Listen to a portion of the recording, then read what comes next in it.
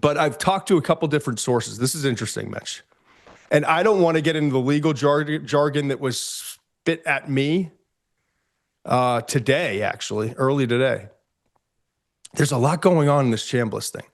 Two different sources I spoke to had two very different opinions on what the outcome is going to have, what's going to happen there. To remind everyone, Trinidad Chambliss, coming off of the magical season at Ole Miss, Division II player at Ferris State, handpicked by Lane Kiffin, comes in, takes over the starting job and doesn't relent it, has an unbelievable season. As the season progresses, we start to see more and more NFL traits out of him. Intelligence, fast processing, big-time arm, drilling the ball. Could use a little bit of touch and some intermediate throws, yes. But, like, the mobility, then towards the end of the season, it's like, whoa, this guy's different. You know, the ability to create, extend, the mental toughness. He had that Georgia fourth quarter meltdown, got a second crack at it, and he was brilliant in the fourth quarter. Not only in that game, but multiple games. Rising up draft boards. And so now he's in this predicament, right? He wants to go back to Ole Miss. And by the way, what's best for him long-term in the NFL, even though the 2027 class could be the best quarterback class ever, is to go get another year of experience in the SEC. So apparently there was a verbal denial of his request for another year. Then there was a written one. And so he technically has been denied his request of another year of eligibility. But he's now taken it to the court system in Mississippi, and he's suing the NCAA. Tom Mars is his lawyer, agent who's representing him. He and another gentleman from the state of Mississippi, a trial lawyer, and they put in on Friday. They put in a lawsuit, filed it with the courts. And here's the tricky part. And I was given a lot of legalese today, and I'm not going to try to replicate it, okay? Essentially, his argument is, because it's not just about the money, and in fact, what's weird about it is his lawyer is saying there's no NFL representative we've talked to, and talking about scouts, GMs, that kind of thing, that have said he's a first-round pick. So with the second round and beyond payroll structure of a rookie contract, he's going to make X amount of dollars in a 4-year deal. He can make more money in 1 year at Ole Miss. But that's, for whatever reason, to the court is not nearly as impactful as you're robbing him of an opportunity to go have another year in the college environment, play for an Ole Miss team, special memories, lead a team to a SEC. Like, it's interesting. That all aside, I talked to one source who says, it's starting to really look positive. The lawyers he has that are working with him, and the court system being from the state of Mississippi, I think he's going to wind up getting this petition. He's going to get the extra year of eligibility.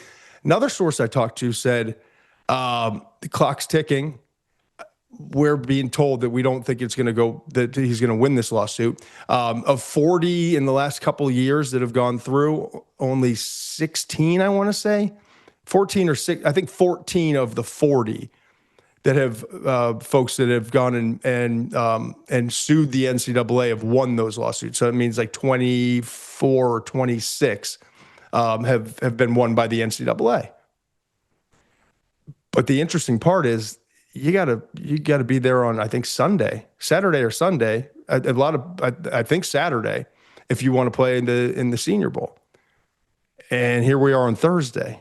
So, like, I don't know how this is going to play out, but it certainly is an extra layer of intrigue and yeah, it's one part concern, one part intrigue, one part I don't know. It's just a fascinating scenario for me. And then you look at the quarterback position this year and the teams that need quarterbacks. And we all know those teams, right? The Raiders are sitting there too. And I'm not even talking about the first round. The Raiders are one of the teams, right? Mm-hmm. Obviously the Jets. The Rams could be looking ahead for in 2027 for a quarterback to maybe get one this year. They have 2 first-round picks. The Browns could be in the market, but maybe wouldn't take one. Maybe we'll wait till next 2027 to get one. Is Arizona in the market? Are there a bunch of other teams that in day 2 would be like, you know what, let's bring in another guy and let's see where we can get to before 2027 to know if we really need one. Okay. So there we are. You got any, like, I don't know where else to go with it. I just wanted to pass on this information. And I guess at the end of the day, it's still a cloud of uncertainty, but there are people out there who legitimately think he may be there in Mobile next week. And there are other people who are like, oh, he's going to be at Ole Miss. He's going to be at the Grove next year. Like, that's fast. I don't know that we've had anything quite like this before leading up to the Senior Bowl. Not that I can remember. And I think the problem for him is, what's the image that he presents if he goes to the Senior Bowl, and how does it affect his lawsuit? And does the court look at that as, oh, he's already kind of moving on and he expects this, and maybe they're not supposed to look at it that way? I don't know. It's uncharted waters. You know, can he go to the Senior Bowl and then go back to Ole Miss? Is that a thing? It's complicated. But that being said, I'm with you. This is the kind of prospect that could go to the Senior Bowl and excel and really help himself. And that being said, if he doesn't do that and he comes out, he's really missed an opportunity. So this is tricky. And if he decides, he could legitimately, and I love Garrett Nussmeier, and I think Garrett Nussmeier is probably going to have the best week of the quarterbacks. We'll see how it plays out. But he could legitimately go down there and be the best quarterback of the 6 quarterback prospects for the NFL. And win some people over. Yeah. Yeah. For the first time, the coaches, quarterback coaches, offensive coordinators, head coaches, first time that they get like a real, not just watch it on TV, like actually like get their hands on them, get their eyes on it. Like, I don't know. It's wild, the timing of it all and what's at stake, you know, and how many organizations are really like keeping a close eye on this thing. And again, you just go back to the age of these young men and the decisions they have to make and all the directions they're being pulled in. It's great that they've created these opportunities for themselves, and he's created this opportunity for himself. But man, it's freaking brutal. Like, am I doing the right thing? I mean, he knows what he wants to do. He clearly wants to go back to school, and I think that's the right move in terms of his development. But you also have to deal with reality. And if the reality is that's no longer an option, then it's time to move on and do your thing, kid, because you actually have a chance to move up some boards. It's tough, and I think it's unfair. I don't know what else to say about it. Like, it just seems unfair. No, I know. I wanted to share that information so that everyone else could be kind of in the know of what's actually going on, which is, I'm not breaking news there, but there are people who are like, these aren't just people who are like, I went to Ole Miss, I'm really hopeful. Like, these are people who are actually like are perimeter involved and have a lot of information, right. and how different the outcome that they believe is going to happen is from another. I was really taken back by that.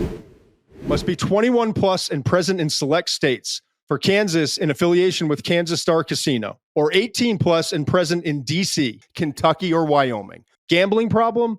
Call 1-800-GAMBLER or visit rg-help.com. Call 1-888-789-7777 or visit ccpg.org/chat in Connecticut, or visit mdgamblinghelp.org in Maryland. Hope is here. Visit gamblinghelplinema.org or call 1-800-327-5050 for 24/7 support in Massachusetts, or call 1-877-8-HOPE-NY or text HOPE-NY in New York.